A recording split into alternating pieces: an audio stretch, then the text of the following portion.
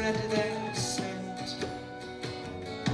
We must wake and take it in. The winds that come and let us live. We must breathe them while we can. I think of it as nature music in some respects, and sort of tied into nature, to land. And I think folk music has that heavy kind of in its roots. And, that's one of the things that I think of when I think of folk music, is people that are making music that are attached, that are still living with to some extent or other, involved in the land that they're living in.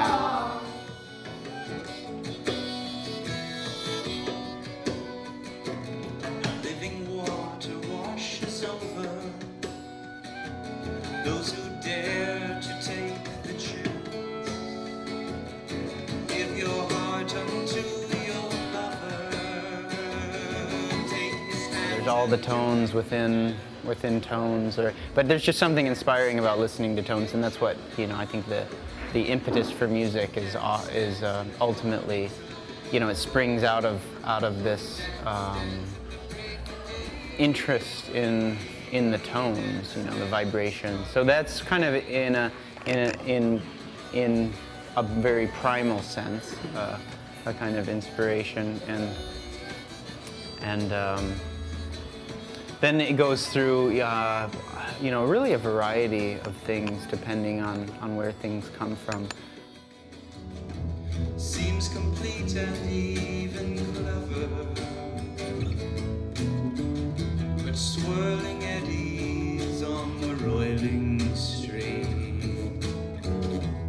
Ask where is the first part of the river.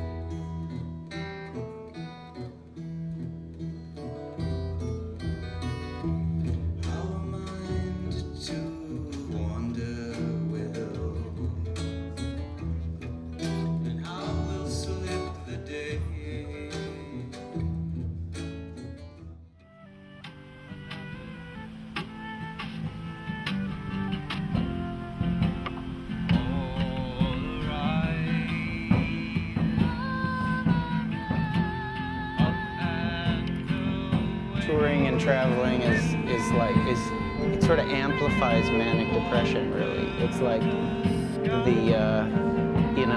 it's like when shows go good, it's like this huge high, to get to share music with people in the perfect setting, and when you feel like you're connecting emotionally with people, it's just fantastic, and then it's like when things are bad, they can just be really bad.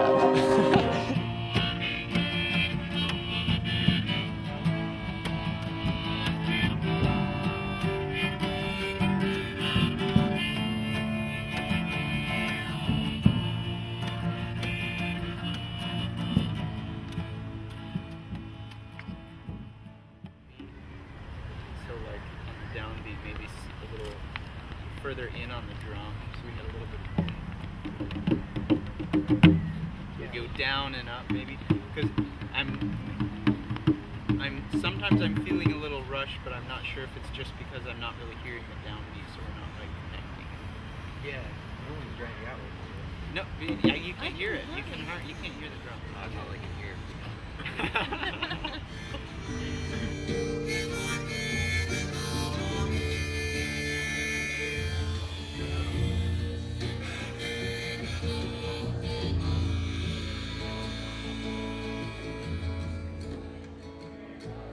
Shimmer splendid merge, laden tendrils waver, descending drops of water disperse in lucid layers. Well, I guess I've had the sort of fortune and misfortune to sort of work with so many different people. So it is great to get a chance to play with a bunch of different people, and you learn things along the way, and you know, you learn how you might change doing things or something. But it's also fun when you get to work with the same people a bit and have it develop a bit. I'm really liking the group that I've got right now. It's really nice, just the three of us, and you know, we only had a couple, 3 practices before we started playing, but we have all played together before. So, but it's still, it's never just been the 3 of us. So. Each expression born of every thought, a sudden joy swarmed through a heart with open arms reaching out through time to set a place for the unthought. When I was real young, I was in musicals, and so I, you know, sang and danced and acted and all that. And then I guess for sort of composing my own and playing with sounds, I think it would have been about '87.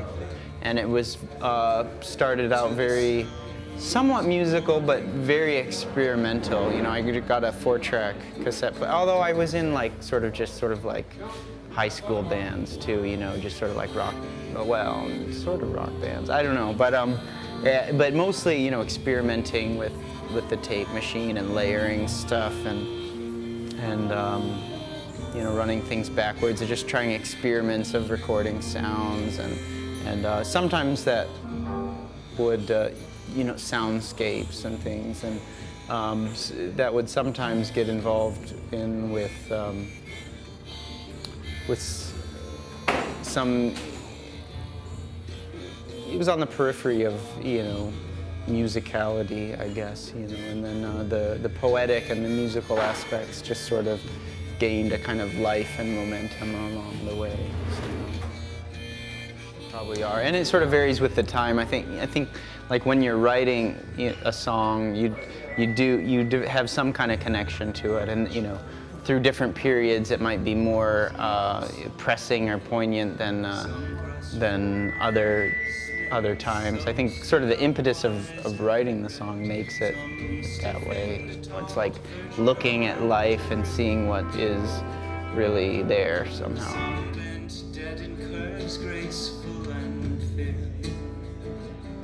They fall away to where the sun hangs brightly, trickling down where wrongdoers are seen, in the play of